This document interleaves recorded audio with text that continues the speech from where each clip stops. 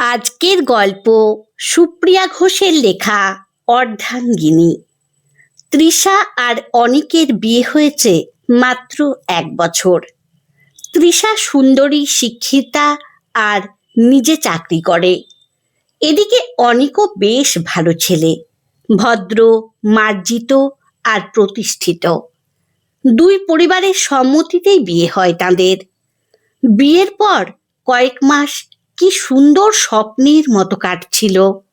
অনিকের মা অঞ্জলি দেবী তৃষাকে নিজের মেয়ের মতো ভালোবাসতেন। যেহেতু তৃষা আর অনিক দুজনেই চাকরি করত, তাই সংসারটা অঞ্জলি দেবী সামলাতেন।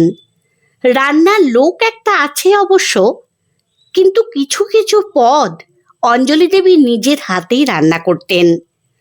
নিয়ম করে তৃষার টিফিন করে দেওয়া, বাড়ি ফিরে পছন্দের চাউমিন বানিয়ে দেওয়া, সবটাই করতেন অঞ্জলি দেবী। এক কথায় সুখের সংসার। কিন্তু এত সুখ বোধ হয় তৃষার কপালে সইল না। একদিন অনিক বাড়ি ফেরার পথে এক ভয়াবহ দুর্ঘটনার শিকার হয়। আর এতটাই খারাপভাবে দুর্ঘটনাটা হয়েছিল যে ওর পা দুটো কেটে বাদ দিতে হয়েছে। অনিক একদম বিছানা ছেড়ে উঠতে পারে না, সবটাই অন্যের সাহায্যে করতে হয়। এই আকস্মিক দুর্ঘটনার পর অনিকের চাকরিটাও আর রইল না। এখন তৃষার উপার্জনেই পুরো সংসার চলে। তবে তৃষা একটুও ভেঙে পড়েনি, হাসি মুখে সব দায়িত্ব নিজের হাতে তুলে নিয়েছে। অঞ্জলি দেবী বা অনিক দুজনেই ভেবেছিল তৃষা হয়তো অনিককে ছেড়ে চলে যাবে। আর যাবে নাই বা কেন? অনিক তো আর কখনো হেঁটে চলে বেড়াতে পারবে না, তৃষাকে কোনো সুখ স্বাচ্ছন্দ্যও দিতে পারবে না। একটা পঙ্গু ছেলের সাথে কেন সে তার জীবনটাকে জড়িয়ে নষ্ট করবে? কিন্তু তৃষার মনে এই নিয়ে একবারও প্রশ্ন ওঠেনি। সে খুব যত্ন করে ভালোবেসে অনিকের সেবা করত। একদিন অনিক তৃষাকে ঘরে একা পেয়ে জিজ্ঞেস করল, আচ্ছা তৃষা, তোমার মনে হচ্ছে না আমি তোমার জীবনটা নষ্ট করে দিলাম?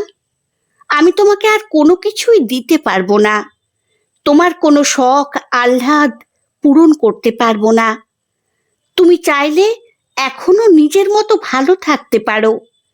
তুমি বরং চলে যাও তৃষা, আবার নতুন করে জীবন শুরু করো। অনিকের কথা শুনে তৃষা কিছুক্ষণ চুপ করে রইল। তারপর খুব শান্ত হয়ে অনিকের দিকে তাকালো আর বলল, এমন ঘটনা যদি আজ আমার সাথে হতো, অনিক তুমি কি করতে? আমাকে বাপের বাড়ি পাঠিয়ে দিয়ে আবার বিয়ে করে নতুন করে জীবন সাজাতে? অনিক কোনো উত্তর দিতে পারল না। অপরাধ বোধে ওর চোখ দুটো জলে ভরে এলো। ও মুখটা নিচু করে নিল। তৃষা তখন অনিকের বিছানার পাশে বসল। ওর দুটো হাত নিজের হাতের মুঠোয় নিয়ে বলল, আমি তোমার অর্ধাঙ্গিনী, আর জন্ম জন্মান্তরের সম্পর্ক আমাদের। এই জন্মেই কি এই বাঁধন ছেঁড়া যায়? সুখের দিনে যেমন তোমার পাশে ছিলাম, দুঃখের দিনেও তেমনই থাকবো। তুমি কোনোদিনও হাঁটতে পারো বা না পারো, তাতে আমার কোনো ভ্রূক্ষেপ নেই। সারা দিন অফিস করে এসে যখন তোমাকে চোখের সামনে একটু হাসি মুখে দেখতে পাই, আমার সব ক্লান্তি দূর হয়ে যায়। এটাই আমার আসল শান্তি। তৃষা অনিকের চোখের জলটা আলতো করে মুছিয়ে দিয়ে আবার বলল, তুমি ভেবো না আমি তোমার উপর কোনো দয়া করছি। আমি নিজের ভালোবাসার টানে তোমার পাশে আছি। আজ থেকে আর কখনো নিজেকে অপরাধী ভাববে না, আর আমাকে চলে যাওয়ার কথাও বলবে না। আমাদের এই ভালোবাসার জোরেই আমরা আবার হাসি মুখে বাঁচতে পারবো, দেখে নিও। অনিক আর নিজের চোখের জল ধরে রাখতে পারল না।